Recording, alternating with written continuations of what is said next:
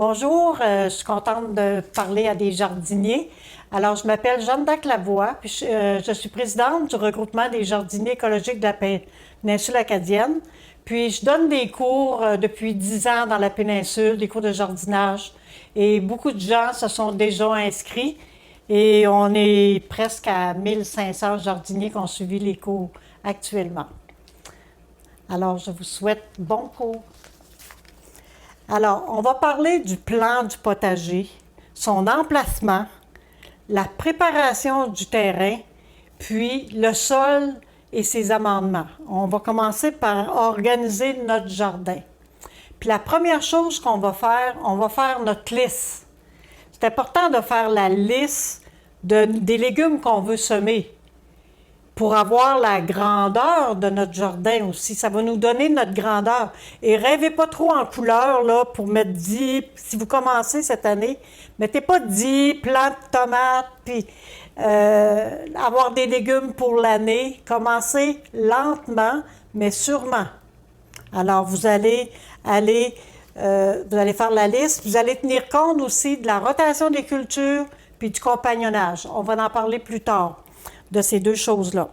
Alors, puis vous allez faire attention aussi, les plants qui poussent en hauteur, comme la tomate, les pois. Alors, on essaie de les placer sur le côté pour ne pas nuire au soleil qui va plomber sur vos plants. Et après ça, vous allez vous prendre une feuille de papier, puis vous allez tracer votre jardin. Ça va être il va falloir faire ça, si vous voulez vraiment réussir. L'emplacement du jardin. Ça vous prend du soleil, au moins 8 heures de soleil. Puis il faut regarder, voir si votre sol est trop humide, trop sec, s'il vente beaucoup. Si vous passez le rotoculteur dans ça, puis qu'il y a des tuyaux, puis des fils électriques sur votre terrain, faites attention, il faudrait vérifier tout ça aussi. Puis vous allez regarder aussi les arbres, puis les arbustes. Approchez pas trop des arbres et des arbustes parce que vous savez qu'ils ont des grandes racines. Même les arbres du voisin peuvent vous donner de la racine dans votre potager si vous le mettez trop proche des arbres. Puis, ce que les arbres vont faire, finalement, ils vont boire l'eau puis les nutriments de votre jardin. Donc, vous ne réussirez jamais à avoir un bon jardin si vous faites trop près des arbustes puis des arbres. Alors, vous vérifiez tout ça et placez-vous aussi à côté d'une source d'eau. Parce que vous êtes obligé d'aller chercher en chaudière de l'eau à la maison, vous allez trouver ça dur, là. Alors, placez-vous pour que ça soit facile à gérer votre jardin. Les types de jardins. Si vous commencez cette année, moi, j'ai des conseils, mais vous ferez ce que vous voudrez aussi. Vous pouvez travailler en pot, vous pouvez travailler dans des bacs surélevés, vous pouvez travailler dans des bacs qui sont par terre, puis vous pouvez aussi fabriquer des pannes de crabe, des pannes de poisson. Ce serait bien de travailler dans ces choses-là, ou vous faire seulement des boîtes temporaires. Je dis bien temporaires pour cette année. Vous pouvez travailler dans ça. Sinon, ceux qui veulent travailler si vous travaillez dans ce domaine-là, je vais parler tout de suite comment on va organiser notre terre dans ça, là. Si vous avez des feuilles mortes, vous en placez dans le fond. Si votre pot est ça d'eau, à ce moment, s'il y a à peu près un pied d'eau, vous mettez à peu près ça de feuilles mortes, toutes mouillées, vous les mouillez à mesure que vous les placez, puis vous mettez ça de terre. Donc, vous économisez beaucoup de terre, puis en même temps, vous avez votre engrais dans le fond. Puis moi, je vous conseille de mettre un petit peu de basalte entre votre terre et vos feuilles. Parce que les feuilles sont un petit peu acides, donc on va mettre un peu de basalte. On va en parler plus tard dans le cours. C'est quoi le basalte? Puis, les mêmes choses pour les bacs, pour le bac surélevé aussi. Donc, c'est sûr que dans les bacs surélevés, vous ne cultiverez pas la même chose que dans un vrai jardin ou dans des pots par terre, tout ce qui est par terre. On ne met pas des plants de tomates dans un bac surélevé, là. Et puis ni des petits pois qui grimpent, puis des fois, on a beaucoup plus de vent, donc il faut vraiment les placer à l'abri du vent. Et c'est plus difficile aussi, ça vous prend beaucoup de compost dans votre boîte surélevée. Parce que c'est pas un sol vivant. Il n'est pas par terre, donc il n'est pas vivant. À chaque année, vous allez être obligé de recommencer à remettre du compost, à remettre du vivant. Donc, c'est pas la même chose. Ensuite, ce que vous pouvez faire, si vous décidez de travailler au sol, soit que il y a 2, 3 façons de faire. Vous allez rotoculter votre gazon et vous allez passer votre auto, vous allez, bon, puis vous allez rajouter du compost, au moins le tiers de compost de votre terre. Parce que là, vous débutez, il va falloir enrichir votre sol. Puis, ça va vous donner beaucoup de mauvaises herbes dans votre jardin. Parce que là, vous allez bouleverser toutes les racines, puis vous allez en avoir pour 2, 3 ans, parce que là, vous venez de tout chambouler votre terre. Vous allez avoir beaucoup de racines, vous allez être obligé de désherber, désherber, désherber. Ce que je conseille, moi, c'est de rotoculter, de travailler dans des bacs, pas des bacs surélevés, là, des bacs par terre, essayez de vous trouver des vieilles planches, faites-vous des supports, puis mettez des feuilles mortes dans le fond, ou même un tapis noir, là, mais il faut quand même avoir un pied de terre, là. Vous pouvez mettre un tapis si vous voulez, il n'y a pas de légumes qui vont aller si loin. Et préparez-vous un terrain pour l'an prochain. Là, vous allez avoir un super de beau jardin l'an prochain et vous allez, en même temps, vous n'aurez plus de mauvaises herbes pour un 5 ans au moins. Alors, ce que je vous conseille de faire, c'est de rotoculter votre jardin cette année. À la fin mai, vous semez de la févrole. C'est des gros pois. Vous allez semer ça. Vous trouvez ça dans les pépinières. Alors, dans tous les jardins, les centres de jardin, vous avez ça. Puis là, quand c'est rendu à pied et demi d'eau avec un petit peu de fleurs, vous coupez à tous les 6 pouces avec votre petite whippette, là. Puis, vous enfouissez ça dans la terre avec une pelle et vous semez du sarrasin, encore à la volée. Et vous allez laisser monter le sarrasin en fleurs, vous allez le couper et ensuite, vous allez recommencer une autre école de sarrasin. C'est la févrole va s'enraciner dans votre sol, elle va faire beaucoup de canal, là, puis elle va aussi permettre à la mycorhize, on va en parler un peu plus tard, la mycorhize, de s'installer dans votre sol. C'est ça qui va nourrir votre sol. Puis le sarrasin, lui, il tue tout, même le chien-dent. Il y a juste la prêle que le chien-dent, on n'a pas réussi avec le sarrasin à faire enlever la frêle dans les jardins. Donc, si vous avez de la prêle, vous allez être... Mais c'est très bon pour le jardin, mais c'est pas aussi beau pour un jardin à ce moment-là. Donc, c'est des façons de faire. Moi, je vous dis, commencez lentement si vous avez à vouloir faire un jardin. Puis, parce que vous ne savez pas le temps que vous... C'est sûr que si vous avez beaucoup de temps, vous pouvez... Mais moi, je vous conseille vraiment de penser à l'année prochaine. Tout de suite, en semant sarrasin et févrole. Donc, c'est un petit peu ça, les types de potagers que vous allez avoir le choix de faire, dépendamment de vos légumes que vous allez semer. Puis, il faut penser aussi que les légumes, là, vous ne faites pas un plant de tomates là, puis un plant de tomates là. Si la distance est vraiment 2 pieds. Alors, il faut vraiment garder des distances. Collez pas toutes vos choses dans la même petite place parce que vous voulez beaucoup de choses. Donc, je sais que les enfants aiment beaucoup les petites tomates rouges, les petites tomates jaunes. C'est intéressant, puis vous pouvez avoir des gros plants de tomates aussi si vous commencez cette année. Alors, c'est un peu ça que je conseille pour le plan de votre jardin, puis son emplacement. Comment on va faire ça si vous travaillez par terre? Donc, si vous travaillez par terre, vous allez faire, on appelle ça en planche. Mes planches, moi, ils ont 42 pouces de long et la longueur de large. Et la longueur, peu importe la longueur, vous pouvez aller où vous voulez avec votre longueur. Mais 42 pouces, c'est juste bien pour aller désherber ou biner votre sol de chaque côté. Tandis que vous mettez 48, ça devient long avant que ça devienne loin. Puis pensez à plus tard. Moi, je suis déjà rendue à presque plus tard. Alors, c'est pour ça que j'ai pensé à 42. Il y en a qui vont le faire à 30 aussi. Donc, puis moi, j'ai mis des planches de chaque côté. Puis j'ai réalisé que que une planche, ça c'est vraiment, puis ça a 8 pouces de haut, où c'est vraiment votre sol, il est à 12 pouces. Puis moi, j'ai mis des planches de 6 pouces. Puis je me rends compte que je cultive le quart de plus parce que je peux vraiment enligner mes carottes à partir du bord et non pas, ça descend pas, puis l'eau ne descend plus. L'eau va rester sur mon terrain, puis je vais avoir moins d'arrosage à faire, puis beaucoup plus de récolte.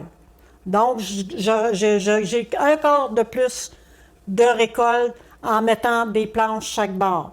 Puis c'est plus propre, puis vous contrôlez plus vos légumes, puis même les mauvaises herbes là, qui sont dans votre allée. Puis généralement, on essaie de ne pas marcher sur nos planches. Je ne sais pas sur vos planches, là, parce que vous allez tout taper votre sol, puis on le fait en hauteur. Pourquoi on le fait en hauteur? Pour garder l'eau dans le sol. C'est sûr que si vous avez un sol qui est sablonneux, vous allez travailler direct au sol. Ne faites pas de planche, vous autres. Vous allez travailler au sol, vous allez vous faire des allées. Parce que, puis vous mettez beaucoup plus de compost qu'une terre franche, une belle terre. Parce que c'est sablonneux, puis c'est toujours, il faut améliorer votre sol. Puis la seule façon de l'améliorer, c'est en mettant beaucoup de compost. Donc, gênez-vous pas d'aller chercher des voyages de compost chez des marchands qui vendent juste du compost. Allez vous en chercher, puis vous allez voir la différence dans votre potager. Il y en a qui sont portés à travailler en sillon. Bon, c'est des petites buttes, là. Ils vont faire des petites buttes, puis ils vont semer un rang ou deux de carottes dessus. Vous perdez tout ça d'espace pour vos petites buttes, puis vos pommes de terre, c'est la même chose. Puis quand vous faites en butte, ben vous arrosez, puis l'eau s'en va à chaque bord. Ou bien vous perdez beaucoup d'espace, vous avez beaucoup d'allées à gérer. Puis, moi, je vous dis, aplatissez la courbe. Donc, allez-y plus bas, puis semez plus grand. OK? C'est bon?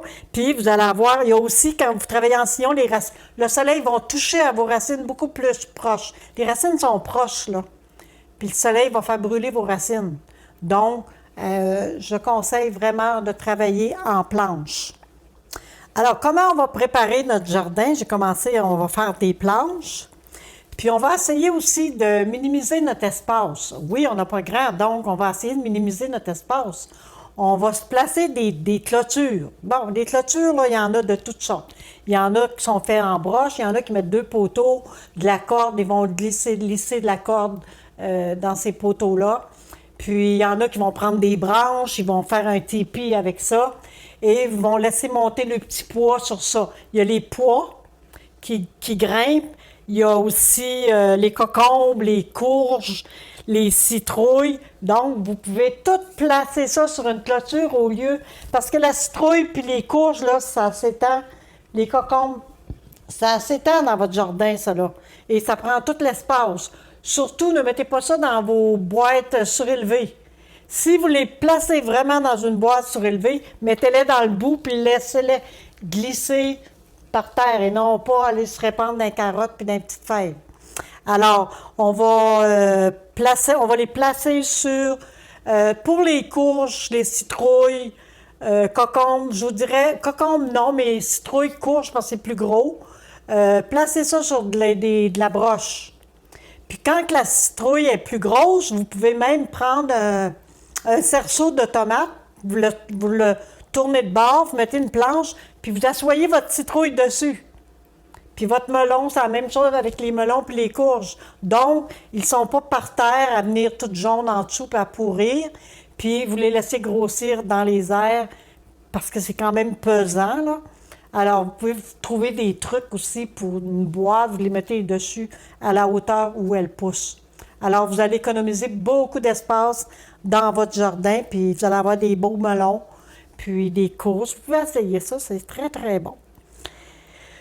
Je vais revenir un petit peu, si vous commencez cette année à faire un jardin. Je vous conseille de mettre des légumes très faciles, comme les tomates, les carottes, les haricots jaunes, les haricots verts, la laitue, les oignons, les pommes de terre. Donc ça, c'est les radis. Ça, c'est des choses faciles, qui a pas trop de maladies. Après ça, il y a les tomates, là, mais on va gérer les maladies des tomates un peu plus tard. Je vous dis de commencer par ça, parce que lorsque vous rentrez dans la famille des choux, et là, vous allez avoir des petits verres, puis vous saurez pas comment gérer ça. On va en parler, mais c'est quand même, ça devient plus compliqué quand vous avez ça. Puis, vous pouvez mettre des poireaux, si on va en parler, comment semer les poireaux. C'est très différent des autres choses. Puis surtout, ne commencez pas tout de suite. Attendez que le sol. Moi, je ne me guide pas avec des dates à présent parce que on ne sait jamais.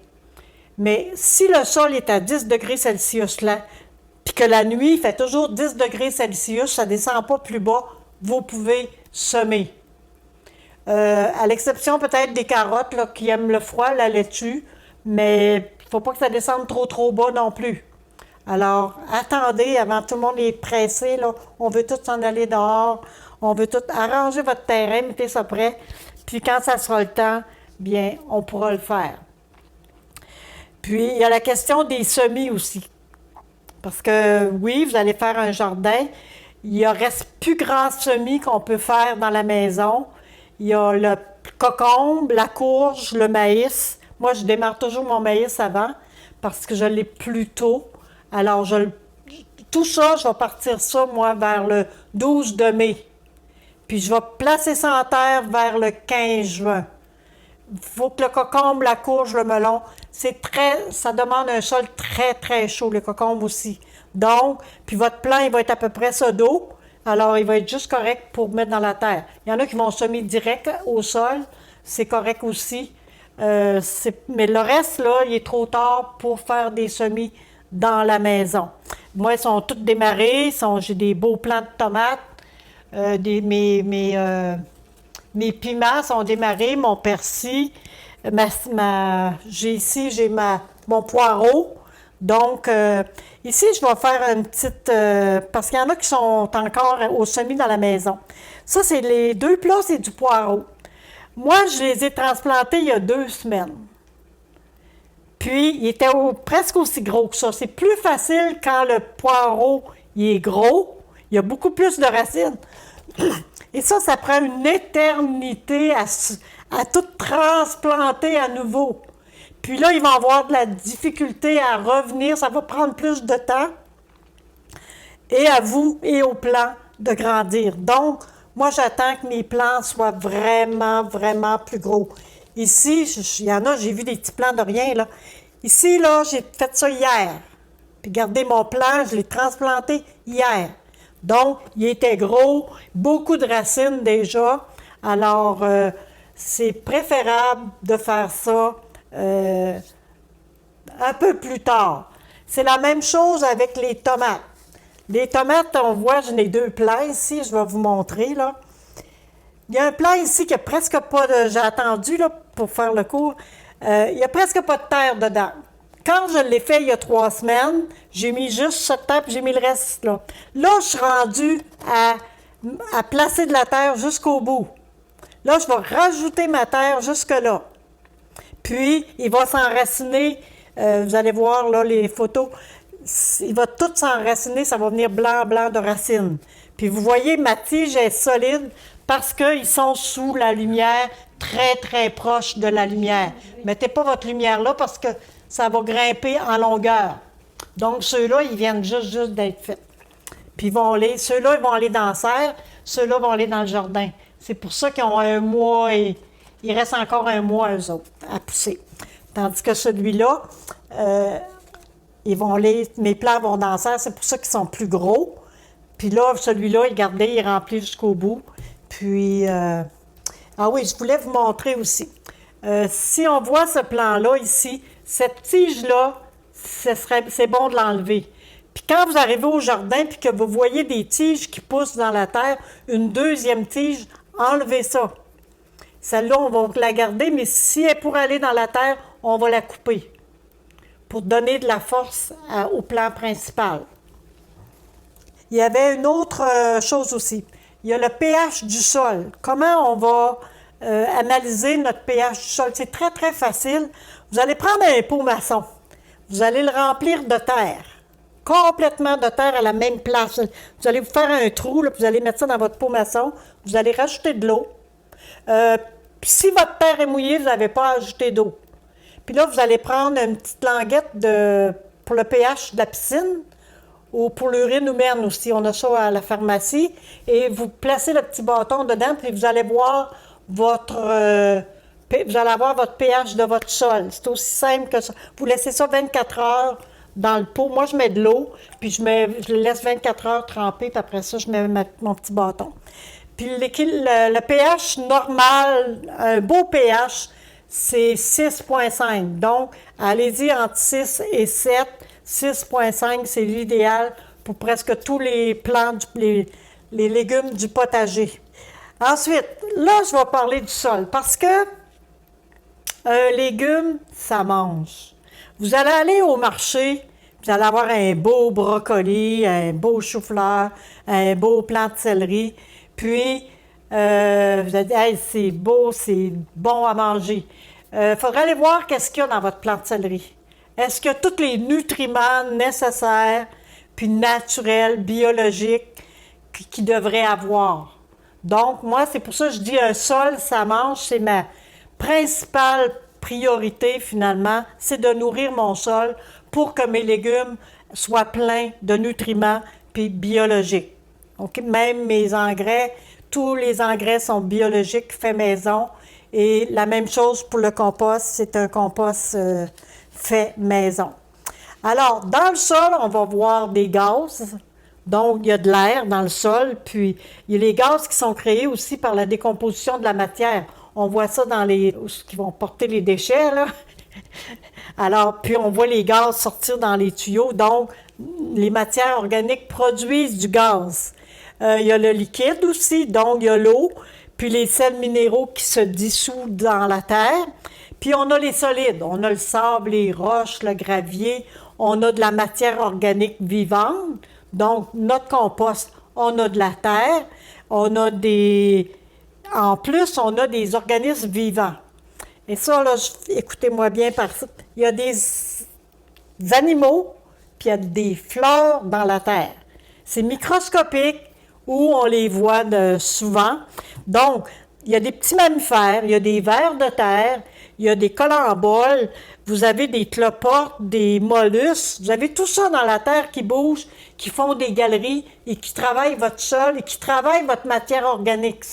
C'est eux autres qui vont décomposer la matière pour enrichir après ça les racines de vos plants. Et vous avez aussi la flore. Dans la flore, on va voir des bactéries, des champignons, puis des algues. On a tout ça dans notre sol qui va aussi nourrir nos racines de plantes. Donc, c'est important de ne pas bouger le sol. Oui, la première année, vous allez rotoculter, vous allez bouger votre sol, puis tout ça ne sera plus dedans au début. Ça va tout, vous allez avoir un sol mort. Pour ça, je vous dis, mettez des feuilles mortes, puis mettez beaucoup de compost la première année, là, c'est très important.